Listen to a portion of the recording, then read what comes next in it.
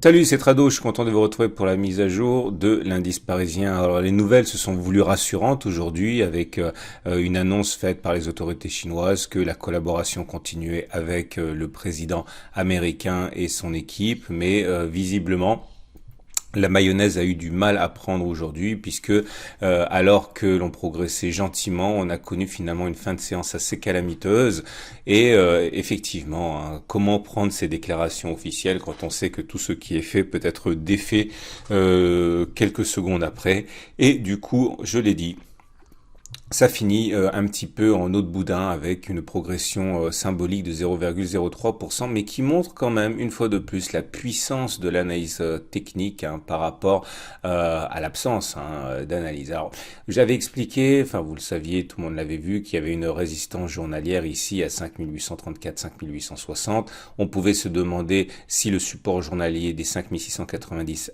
5738 allait tenir. Il a tenu. L'impulsion s'est poursuivie jusqu'au moment où on est chercher la résistance journalière. Alors, je suis content pour le coup parce que comme vous le savez, j'étais pas devant mes écrans lorsque mon signal était intervenu sur le support journalier des 5690, 5738. Donc j'ai regardé le CAC monter sans moi, mais par contre j'étais bien devant mes écrans au moment où j'ai eu un signal sur la résistance journalière. Donc je suis maintenant en situation de swing baissier. Mon objectif est que l'on aille chercher le support journalier des 5690 comme cela. Alors évidemment, hein, je vous encourage surtout pas à reproduire ce que je fais, hein, c'est donné à titre purement informatif et pédagogique. Mais voilà, la manière dont ça s'est produit, voilà, j'ai un objectif qui est d'aller chercher 1,57%. Je me suis permis donc de prendre un stop assez large. Hein, voilà, je crois qu'on est à peu près là pour mon stop, hein, au-dessus de la résistance journalière. Et donc maintenant, on va voir ce qui va se passer. Est-ce que ça va fonctionner? Est-ce que ça va pas fonctionner? Je n'en sais rien. Par contre, si vous voulez rentrer vous aussi dès l'ouverture de la séance de vendredi, ça voudrait dire que vous avez un objectif à 1,2, 1,3. Si vous mettez un stop de telle manière que le ratio gain-risque soit égal à 1, voilà, il faut que vous mettiez le stop à peu près ici. Hein. Encore une fois, c'est pas un conseil, je pense à voix haute, c'est tout. Maintenant, si vous voulez acheter quand même, là c'est un petit peu compliqué parce qu'il vaudrait mieux attendre éventuellement que les cours se rapprochent du support journalier pour éventuellement basculer sur un trade haussier ou alors que l'on franchisse l'obstacle après éventuellement un throwback et viser un retour sur la résistance journalière. Mais là, initier un long dans les circonstances actuelles n'est pas foufou en termes de perspective, mais en termes de ratio gain-risque, ça devient un petit peu limite. Hein. Voilà pour les plans de trade. Je vous rappelle également qu'en termes de bougies japonaises, on avait une bougie encourageante sur la séance du 4 décembre, un avalement haussier. J'avais expliqué que généralement, ça veut dire qu'on va aller plus haut. Bon, ben on allait plus haut, on est même allé significativement plus haut. On a fait 0,8% plus haut, mais encore une fois, hein, le plus important en analyse technique, c'est les résistances et les supports hebdomadaires, et on a été bloqué dans notre ascension par cette résistance journalière qu'on a abordée. Et maintenant, on se retrouve avec une bougie plutôt vilaine, puisque c'est une clôture sur les plus bas du jour. 2, ça s'apparente à une étoile filante avec cette longue mèche basse et ce petit corps rouge. C'est pas bon pour la suite. Statistiquement, ce n'est pas bon, sans bien sûr qu'il ne s'agisse d'une garantie de continuation de la baisse. On m'a proposé par mail une fourchette d'Andrews comme ça. Pourquoi pas? C'est pas mal. Hein. On se retrouve donc coincé dans une espèce de fourchette d'Andrews descendante, et on peut clairement dire que tant qu'on ne s'extrait pas de la... Ah, je vais faire les choses correctement, sinon on va pas s'en sortir.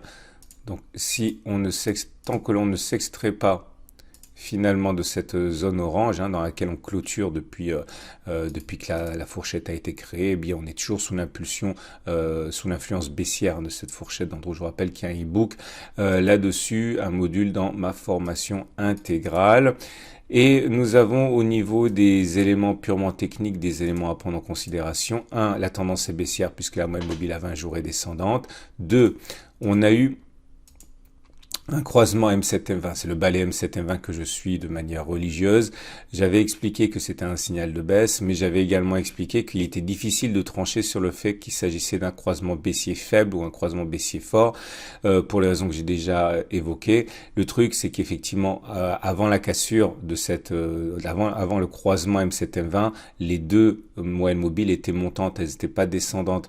Et en fait, c'est l'impulsion baissière qui a entraîné finalement que les deux soient devenues descendantes. Donc on est un petit peu dans la zone d'ombre entre croisement baissier faible et croisement baissier fort, mais s'il s'agit effectivement d'une situation un peu hybride, ça veut dire aussi que le retour sur la M20 est moins systématique dans l'immédiat que lorsqu'il s'agit d'un croisement baissier faible. Et donc à partir de là, le fait qu'on soit allé chercher la M7 et pas la M20 pourrait tout à fait déboucher sur des plus bas. Je vous rappelle quand même, et c'est le scénario que j'avais élaboré déjà avec vous il y a 2 séances, on avait eu, c'est important, hein, on avait eu un T1 ici, une clôture en dessous de la Bollinger inférieure avec la Bollinger supérieure qui monte et la Bollinger inférieure qui descend. On a eu un T2. Suite à la réintégration des bandes de Bollinger, j'avais dit que l'objectif était d'aller chercher la M7, c'est chose faite. Aller chercher la M20 n'est pas impossible, mais il faudrait déjà clôturer au-dessus de la M7 qui est une résistance dynamique. Donc, et comme je l'ai dit déjà, je suis désolé de me répéter, mon scénario est qu'on n'ait pas fait les plus bas, j'y reviendrai dans 1 minute, et donc que l'on aille plus bas, hein, ou alors au moins sur les niveaux plus bas, à 5700, tester le support journalier. Ce qui m'amène à parler justement des indicateurs techniques. J'avais expliqué, et je le répète parce que c'est intéressant, vous voyez, on fait des plus bas sur les cours là, et ce qui est embêtant, c'est que on fait également des plus bas sur les indicateurs techniques, c'est-à-dire qu'il n'y a pas de divergence haussière. Tout ça c'est expliqué avec plein d'exemples dans le pacte Outrado, et j'aime bien, suite à une baisse importante, à une tendance baissière, qu'il y ait une divergence haussière pour donner le feu vert à une reprise du mouvement haussier. Pour l'instant, c'est pas le cas, et donc c'est ça aussi qui m'incite à penser qu'on devrait revisiter les plus bas à un moment ou à un autre. Pourquoi pas, pour aller combler le gap des 5657, 5659 qui fait de l'œil aux traders baissiers, vous le savez, on en a déjà parlé. Et à partir de là, ça nous amène à l'Ishimoku. L'Ishimoku qui également milite pour une situation un petit peu hybride, en ce sens que la tendance donnée par le nuage est haussière, vous voyez, c'est la tendance de fond. Par contre, on est en dessous de la Tenkan, en dessous de la Kijun, ce qui montre bien que la tendance haussière de très court terme est cassée. Je le répète, beaucoup utilisent la Kijun comme un élément un marqueur de la tendance de court terme. On est en dessous, donc à partir de là, tant qu'on reste en dessous de la Kijun, la continuation de la baisse n'est pas du tout impossible. Je pense d'ailleurs qu'on va sans doute, mais encore une fois, c'est qu'une hypothèse de travail, tester le nuage, voir comment on rebondit par rapport à ça. Ça se trade aussi, si certains le désirent. L'idée, ça serait de mettre un objectif sur le nuage, quand on ira le toucher, mettons par exemple ici 1,67%, avec un stop loss en dessous des précédents plus hauts, ça vous donne un stop à 1,1%, 1,2%. C'est également intéressant en termes de ratio gain-risque. Voilà, j'ai été très content de vous présenter la mise à jour. Je vous rappelle que j'ai mis plein de choses sur le blog. Si la moitié des visiteurs qui me font confiance en fait voient mes vidéos sur YouTube. Vous ne voyez pas ce qui se passe sur le blog. C'est important que vous voyez le blog parce que vous avez les matrices de trading intraday également. Vous avez toutes les autres vidéos qui n'apparaissent pas, les analyses actions, etc. Donc n'hésitez pas à aller faire un tour sur le blog, et j'oublie toujours de le dire, et il faudrait, n'hésitez pas également à vous abonner à ma chaîne YouTube parce que comme ça vous ne loupez aucune des vidéos et vous êtes informé en temps réel de la publication. Voilà. Je vous souhaite une très bonne journée. Je vous dis à demain pour la mise à jour.